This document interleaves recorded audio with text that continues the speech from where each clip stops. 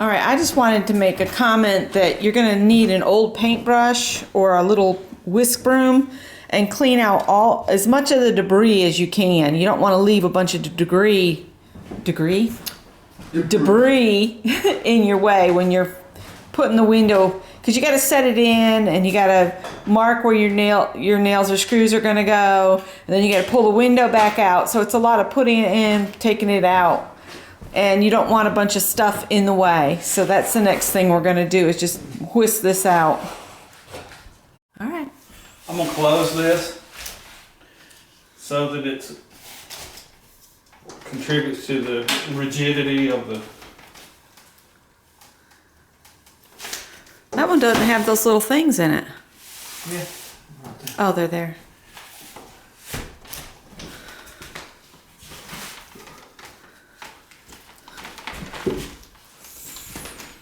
Not wanting to close. Oh, I know why. You got those things on the bottom. That's right. Alright.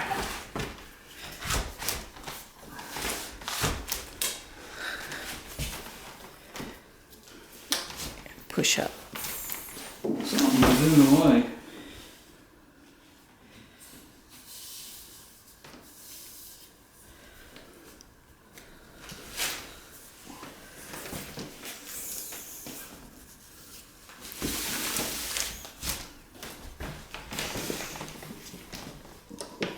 No, it's not wanting to close. What? I don't know why. All right, give us a second.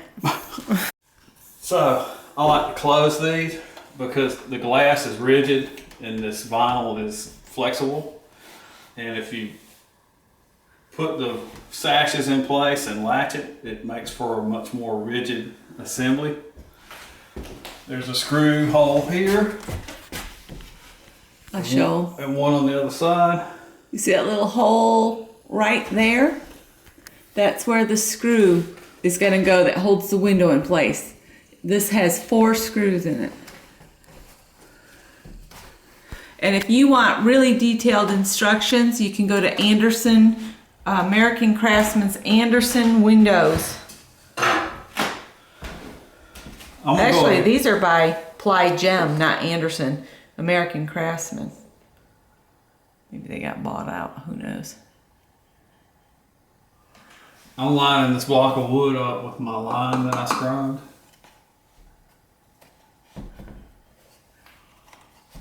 To get it straight. And generally he has my other hand to kind of hold the window in spot. And now he's sticking the awl in the hole. And he's gonna push it in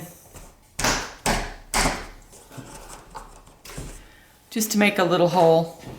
That's gonna mark where I'm gonna drill my pilot holes for the screws.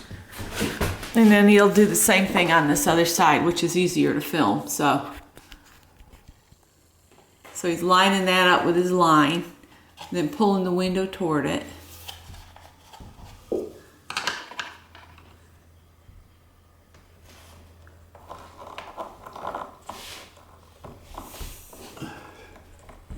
It's just using that awl to make a little hole. That's what you need the little block of wood for, huh? Yeah. Because you get parallax there, it looks like you're not close enough, but you actually are. Yeah. A hammer. A hammer. Be helpful? You just don't want to hit the glass. Just hit the awl. See, now he's made a little hole up there. And now he'll open the window and find these holes that are on the bottom. And when he does the bottom one, he's just gonna make sure the bottom of that window is pulled tight to the threshold there. And there's little jibber jabbers there that he just pushed up out the way. Pulling that in as tight as he can get it.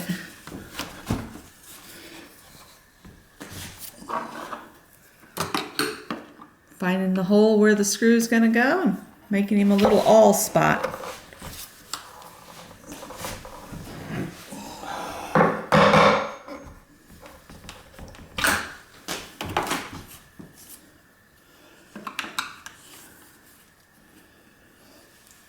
And if you need to, you can always move the screen out of your way if you need to.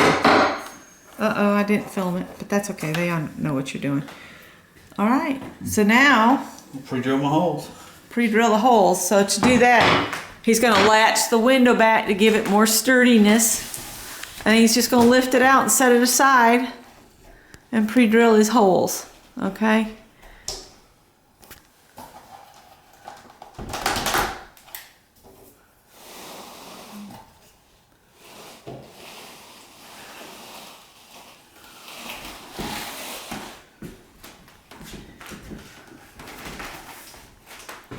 These windows aren't super light, but they're not, you know, they're not like something I couldn't lift. I could lift them if I had to.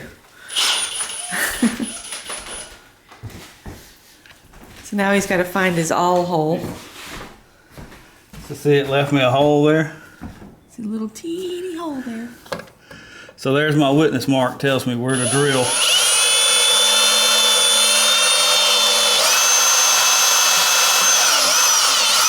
That shows you how hard this old wood is. Then we'll go up to the top, and he's got a little hole up there. He's going to drill into that one.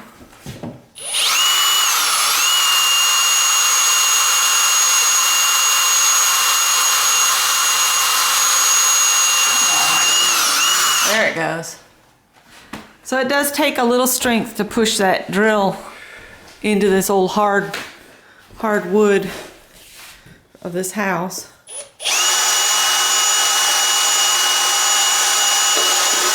That one wasn't too bad. And then you'll put one more in there, then we'll set the window in and screw it into place. And then it's all a matter of fitting stuff, but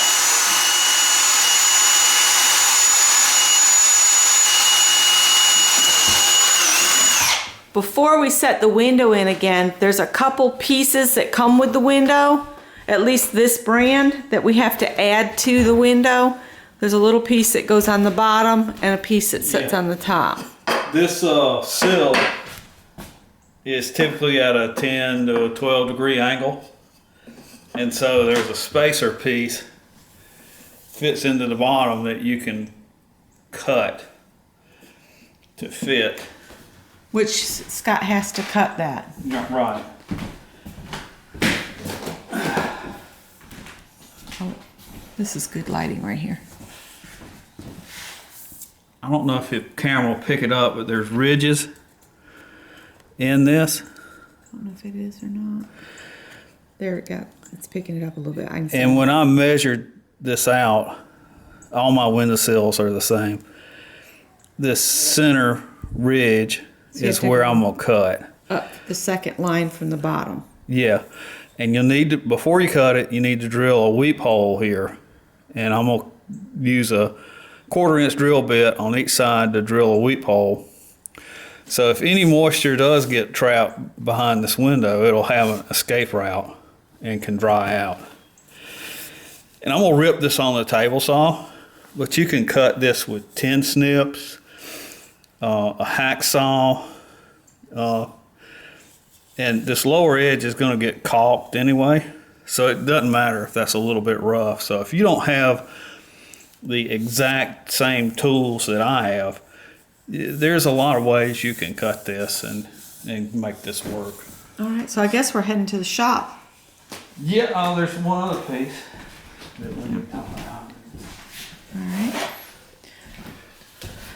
This cap fits on the top, and once you've got the window set in place and screwed in, then you work that up so that it's up in there. And it fills this gap at the top. And Scott's cutting some insulation to add a little bit more insulation Yeah. around the window. Yeah, I have some insulation I'm gonna slip in there. And then on this one, you can see I stuffed in some insulation around the cracks. I don't know if they can see it or not. There, you can see it. That yellow stuff. is the insulation he used around this window. And I'm gonna patch all this up. I'm gonna put some filler in this. This is an old house. There's no telling how many curtains and shades and blinds have been hung up on these. So we're just gonna fill that in and do a little sanding and clean this up good before we put it back in. All right. Out to the garage. To the shop we go. To the shop. Okay, so here we are in scooter shop. You have to run the obstacle course to get back here. I'm coming. Now, if you don't have a drill press, you could probably just use a handheld drill. Yeah. But you know, Scott's got all the toys, so might as well use them. But the drill press and the saws are out here, so go ahead and do it. If you got some, use them. This is actually a 15/16 bit, but this hole size isn't critical. You just want to have a hole for it to drain back out. Yeah. I think the manufacturer recommends a 1/4 inch, but yeah, you just want a hole for it. And I usually come in 4 or 5 inches.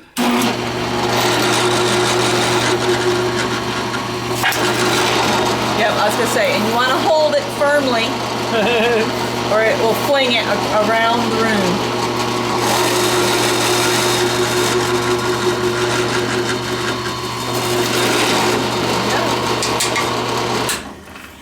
This is a Harbor Freight drill press, and I caught it on sale and used a 20% off coupon on it. It's had a few little problems. I had to replace the switch, but I've had this 15 or more years, and it's been a real good drill press. And the table is square and plumb with the bit. It doesn't owe me a thing, considering what little I paid for it. Yeah. Now we got to work the obstacle course again. I'm That's gonna right. I'm gonna take a shortcut over the ladder, maybe.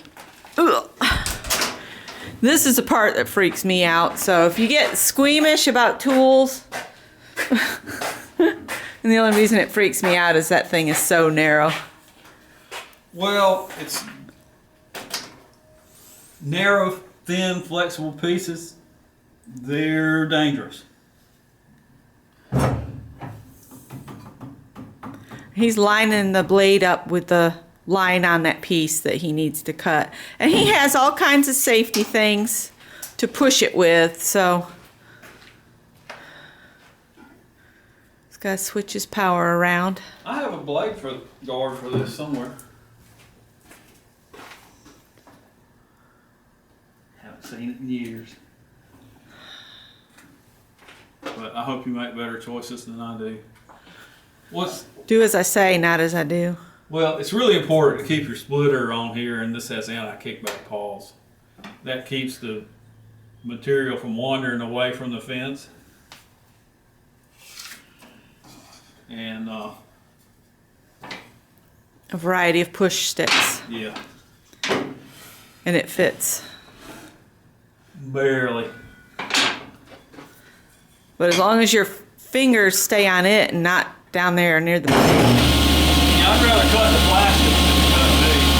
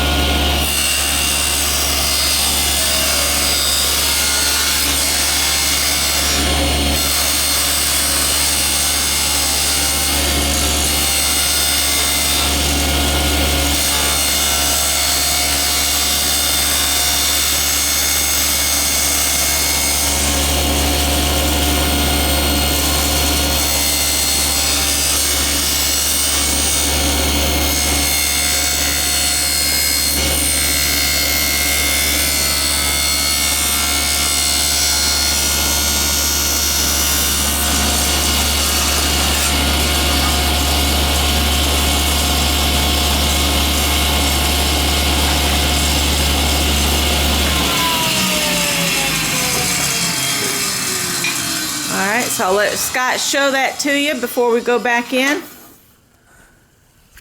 So there's your weep hole that will allow that to drain.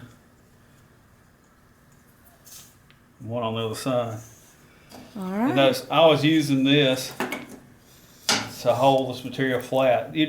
Something flexible like this, or even a board, you don't want it lifting, because if it lifts, it can spin, get caught on the top of the teeth, and it'll throw it back at you, which is very dangerous. So. All right. And as Scott said, if you do not have to use these pieces of equipment, he just uses them because he has them. You can cut this with like tin snips, like he said. Yeah, a pair of tin snips, or a hacksaw, something with a real fine tooth. Cut this just fine. All right. So back to the room. Yep. Okay, the piece that Scott just trimmed has to go on the bottom of the window. And he's going to lay the window over. And the piece he just cut fits over this inner lip right in here. I tried to fit it over the other lip And Becky the first said time, and Becky called me and she said, that doesn't look right. And it goes over that lip all the way down. And he's just pushing it on. It doesn't want to go on this one. It's going to fight me. This window's giving us all kinds of headache. It is. Why this one's giving me some, there we go.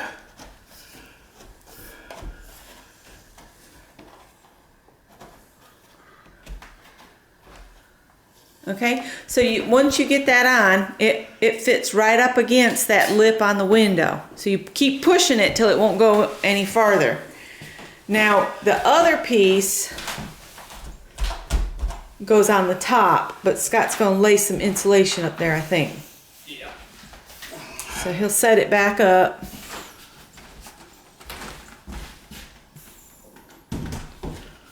And see, it has some foam there, but Scott was figuring a little bit more can't hurt. And we had this roll of leftover bits, so we're using it. And it's just this is actually for pipes, isn't it? Yeah. And it cuts with scissors. He'll just cut it to the length. I had left over, so let's use it. Yep. So that's just going to lay up there, and then he'll fit that other piece of stuff on there. Did you get all the nails out? I believe it did. What about that up there? That's out of the way. Oh, it is, so you're not going to worry about it. He's just going to tuck that in there. That goes over the outer edges, like so.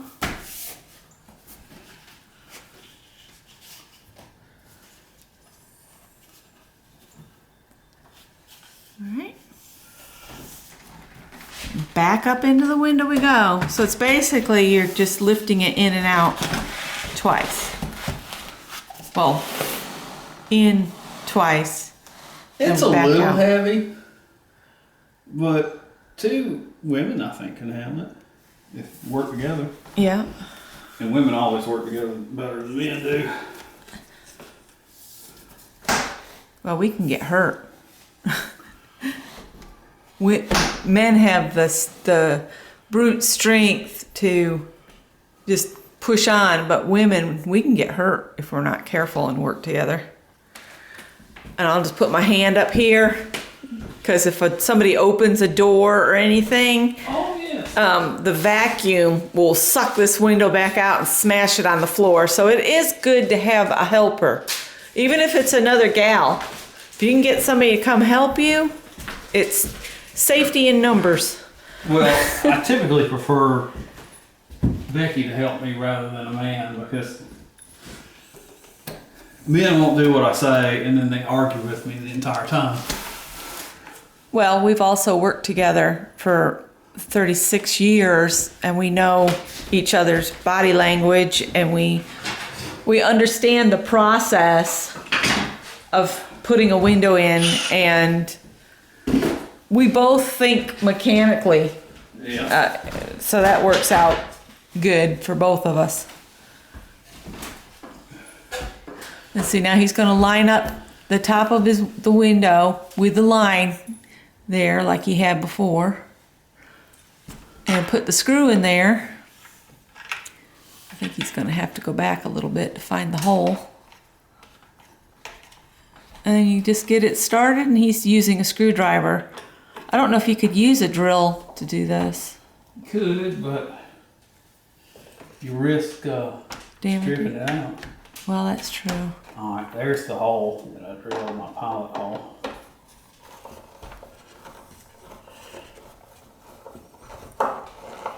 Scott has a whole lot more strength in his hands than I do. This might be a challenge if you don't have a lot of strength in your hands, because this is up in that corner. You can't really grip it like that. You have to do it like that. With your fingers instead of your whole grasp. Yeah, and a power drill, you run the risk of Stripping out your head. stripping out the head of this.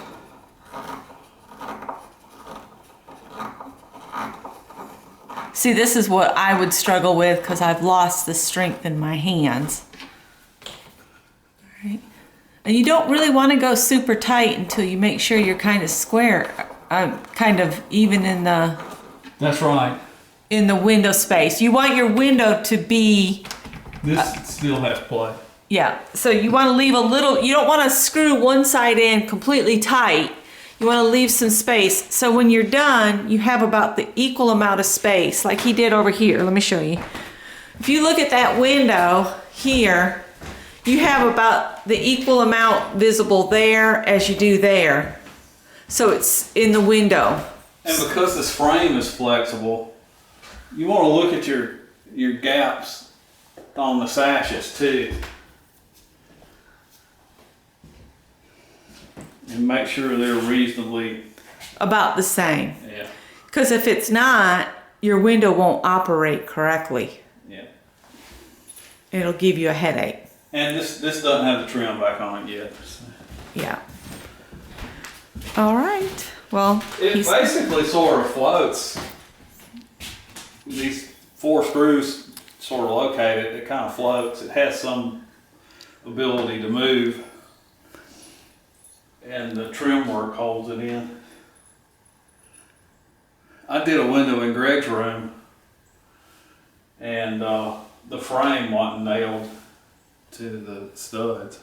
The whole window was just being held in by the trim and the caulk. oh wow. And I think each time we replace a window, it gets quieter here in the house and warmer. So he's putting the 2 in at the top and trying to get himself square, and then he'll put the 2 that are at the bottom in. All right, so I'm going to let you go, and we'll come back when he's done putting the screws in all 4 of the holes.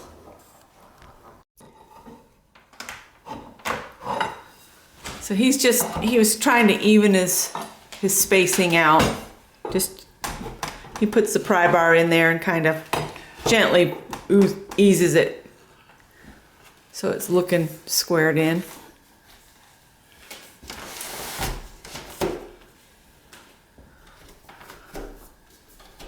He checks to make sure they'll latch. Looks pretty good. I think I'm gonna put screws in at the bottom. All right.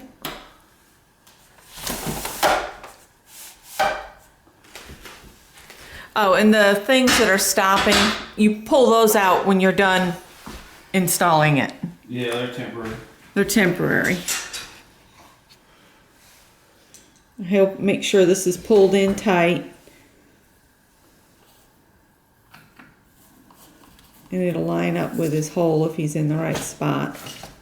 Push the screen out of his way.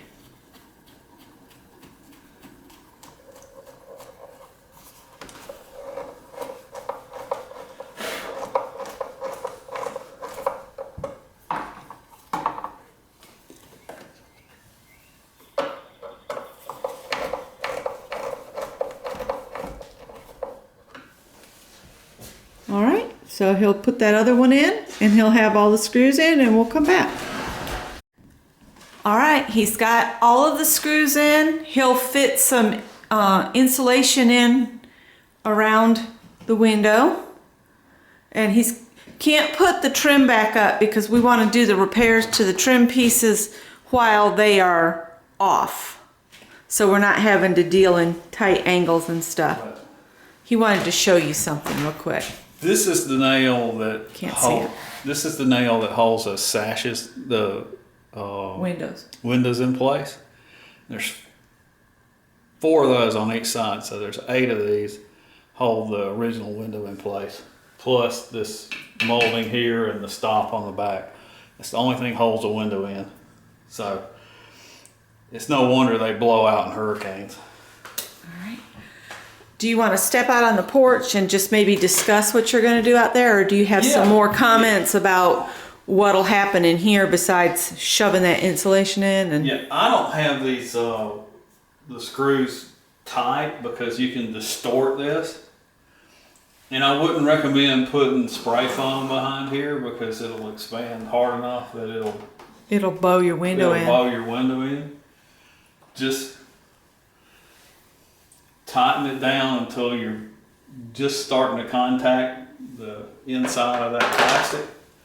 And then this helps hold it in. So this is already a whole lot sturdier than what a double hung wooden sash window is. So they don't have to be tight. You don't want to just go cranking down hard on the screws.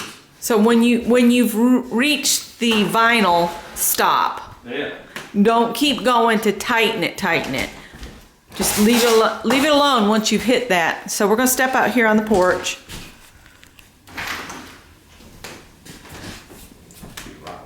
Oh.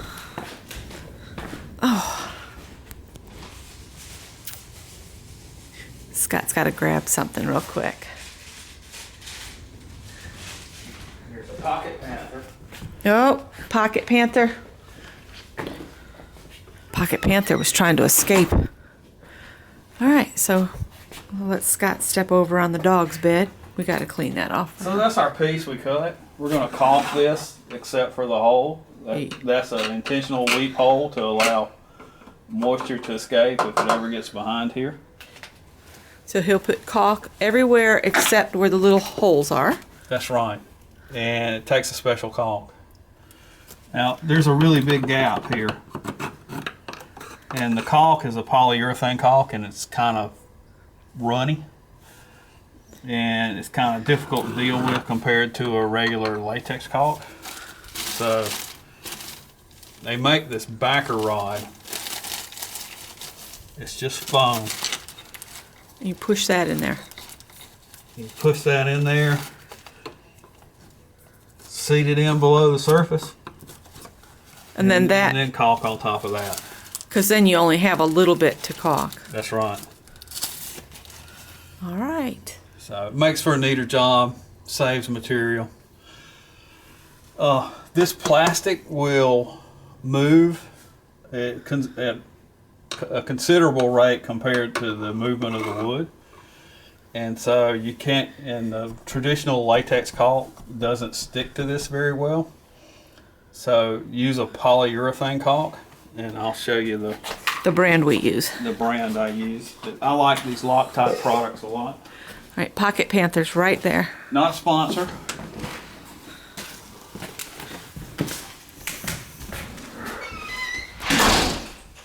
All right, he's going to show you this, and we got it at Home Depot. Lowe's carries it too. Loctite.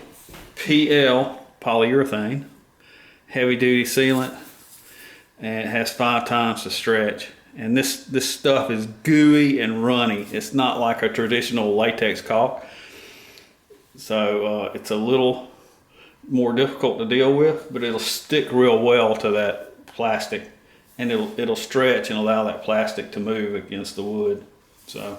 All right, so that might have to be a part 2 to this installation. I think this is like $6 or $7 a tube, where the cheap caulk's like a couple bucks a tube. If that. Yeah, But you've got to have something that'll adhere to that vinyl. that's right. So that's why we recommend this Loctite PL. Yeah. All right. So we'll come back when he has something else he'd like to share, unless you have something I don't now. have anything else. All right. I was taking the trash out from the packing of the window, and I got to thinking, some of you might want to know, how do you measure for the windows that you need? And you have to measure. You can't go and say, I want a standard measure. I want a standard window. There is no such thing. You have to know what your window opening is. So ours are, we had to buy a 32 by 54, and you're going to measure the inside measurement. So when you're looking at your window, You want to go look at one? It hadn't been moved? yeah, we can do that. It might be easier because you've got to, hang on. We'll go in the front here. Taking you on a tour of the house. All right, so let's do that one over there. It might be easier to get to.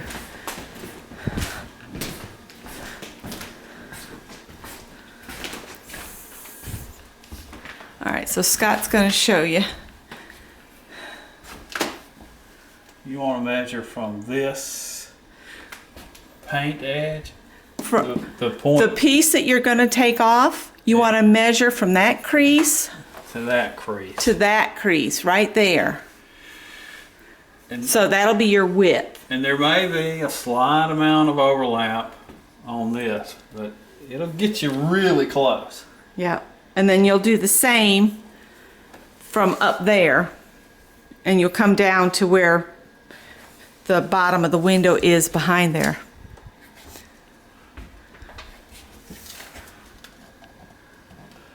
That's 32 and a quarter. Yeah, but we can go with the 32 No. because that's what we bought. Another way you can double check this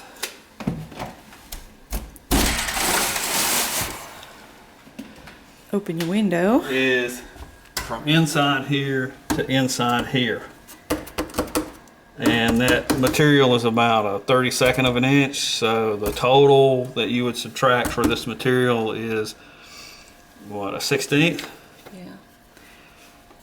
So if you have a stick ruler, a folding stick ruler that has the inside measure feature, you can go from this surface over to this surface, and I'm coming up with about 32 and a quarter once again. Once you press hard, because there's some play in that. And then for the height of the window, you would measure from here Up to up to paint that crack piece, right there. that paint crack, where you're going to pull it to put the window in. That's the 54 inches. So I'm coming up with It's like 53 and 53 and 3/4 here. But that's at the highest point of this sill, and the sill has a 10 to 12 degree slope. So a 54-inch window fits this really well. all right, so that's how you measure for it.